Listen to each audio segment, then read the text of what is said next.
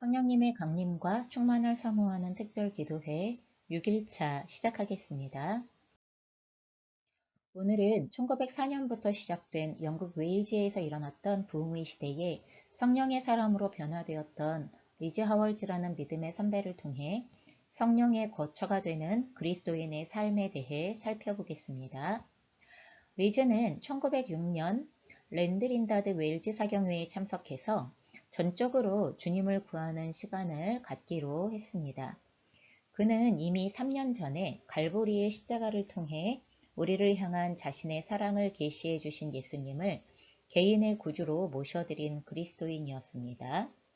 그럼에도 사경회에 참여하기 위해 길을 떠나는 리즈에게 너는 어린아이다.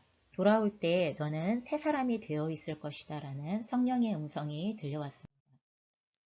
사경회의 둘째 날 리즈는 성령님이 예수님과 똑같이 한 인격이시며 이 땅에 오셔서 우리 몸 안에 거하시는 분이라는 것과 그분은 인격이시기 때문에 한 인간 안에 거하기 위해서는 먼저 그 사람이 성령을 자신을 온전히 소유하시도록 내어드려야만 한다는 사실을 알게 되었습니다. 당시까지 리즈는 성령을 모임 중에 임하시는 어떤 영향력인 줄로만 알았고 대부흥을 겪은 대부분의 사람들 생각도 리즈의 생각과 마찬가지였습니다. 그때 성령께서 리즈에게 말씀하셨습니다. 구주 예수가 몸 안에 거하셨던 것처럼 나 역시 신자들의 깨끗게 된 몸 안에 거한다. 나는 인격이다. 나는 하나님이다. 나는 내 몸을 나의 거처 삼아 그것을 통하여 일하기 위해서 왔다. 나에게는 나의 성전이 되어줄 몸이 필요하다. 그러나 그 몸은 절대적으로 나에게만 속한 것이어야 한다. 서로 뜻이 다른 두 사람이 한 몸 안에 산다는 것은 불가능한 일이기 때문이다.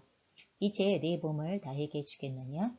나는 일단 들어가면 하나님으로서 들어가게 된다. 즉 내가 나가야 한다는 뜻이다. 나는 너와 나를 섞지 않을 것이다.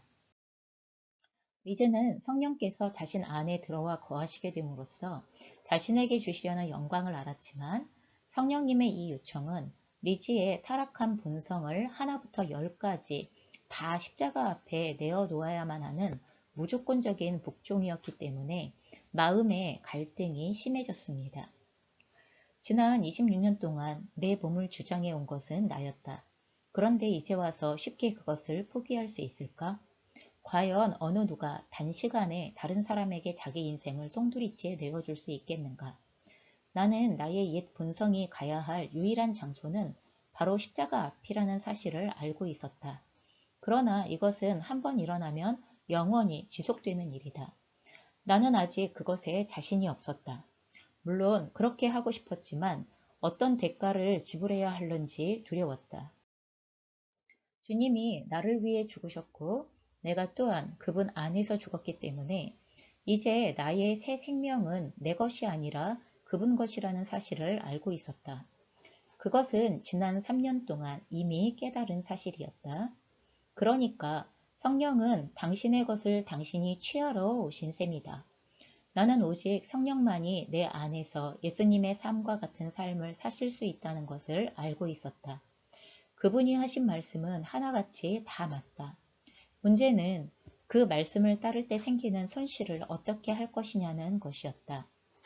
이 갈등으로 인해 리즈는 며칠 동안 울어서 몸무게가 3kg이나 빠졌습니다.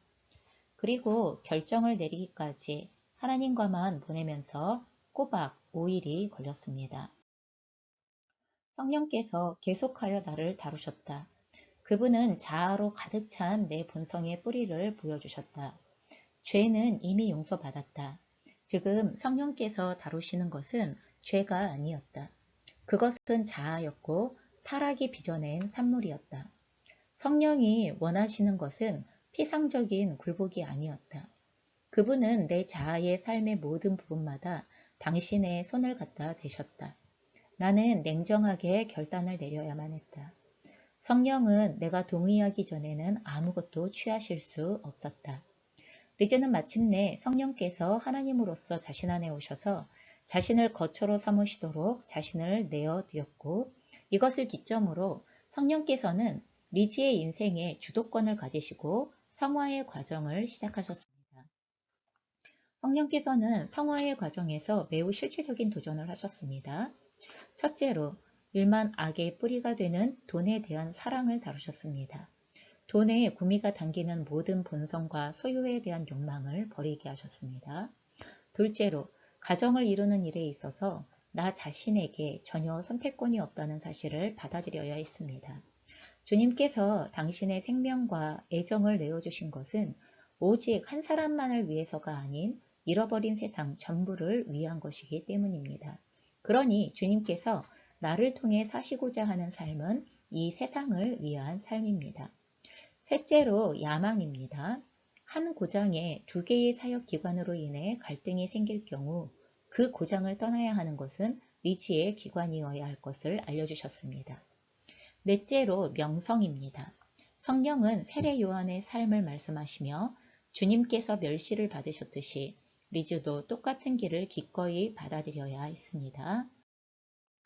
성령께서 이 문제들을 다음과 같이 요약해 주셨습니다. 어떤 경우에도 나는 너에게 단 하나의 자아의 생각이라도 소중히 여기는 것을 절대로 허락하지 않겠다. 내가 네 안에서 살게 될 삶은 100% 남을 위한 삶이다. 예수님도 이 땅을 사실 때 당신 자신의 목숨을 구하지 않으셨던 것처럼 너도 결코 내 목숨을 구해서는 안 된다. 자, 이제 따르겠느냐? 이것은 자기를 부인하라는 요청이며 의지를 두고 벌어진 최종 전투였습니다. 이 요청 앞에서 리지의 내면에서는 사나운 야수가 날뛰기 시작했고 주님은 제게 자유의지를 주셨습니다. 그래놓고 이제는 그것을 포기하라고 강요하십니다. 라고 대답했습니다. 이에 다시 주님이 대답하셨습니다. 나는 강요하고 있는 것이 아니다. 지난 3년 동안 너는 내 입으로 여러 번 말하지 않았느냐? 너는 더 이상 네 것이 아니라고.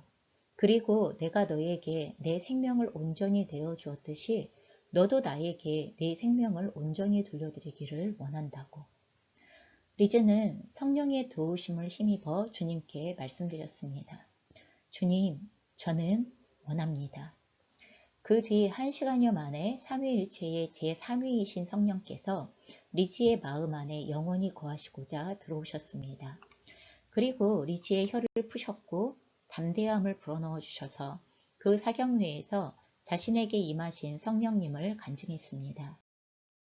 이날로부터 리즈는 성령의 사람으로 살아가며 성령께서 사용하시는 은혜의 통로가 되어 모든 인생 자체가 간증이 되었습니다. 우리들은 우리의 몸이 성령이 거하시는 성전이라는 것을 알고 있지만 정작 그분께서 참으로 내 몸 안에 살고 있는 것은 누구냐라고 물으신다면 바로 성령이라고 선뜻 대답할 수 있으십니까? 성령이 말씀하십니다. 내 삶을 내 손에 헌신했다는 것과 내가 내 몸을 통해 내 삶을 산다는 것은 전혀 다른 것이다. 리지의 몸을 성전 삼으시고 거하시기 위해 인격적으로 찾아오셨던 성령께서 오늘 우리에게도 동일하게 찾아와 도전하십니다. 내가 거룩한 하나님으로 네 안에 거하도록 너를 나에게 주겠느냐? 우리가 오늘 두 가지의 기도 제목으로 함께 기도하시면 좋겠습니다. 하나는 우리가 갈보리에서 사랑의 십자가를 만남으로 예수 그리스도 안에서 거듭난 신앙에 머물지 않게 하시고 우리의 몸을 성전 삼아 거하시려는 성령의 오심을 간절히 사모하도록, 또한 우리 몸이 성령의 성전인 것을 알면서도 성령께서 우리 안에 거하시는 것에 대한 두려움을 갖게 하는 자아를 내려놓고 성령과 동행하는 삶의 능력을 누리도록 우리가 함께 기도하시겠습니다.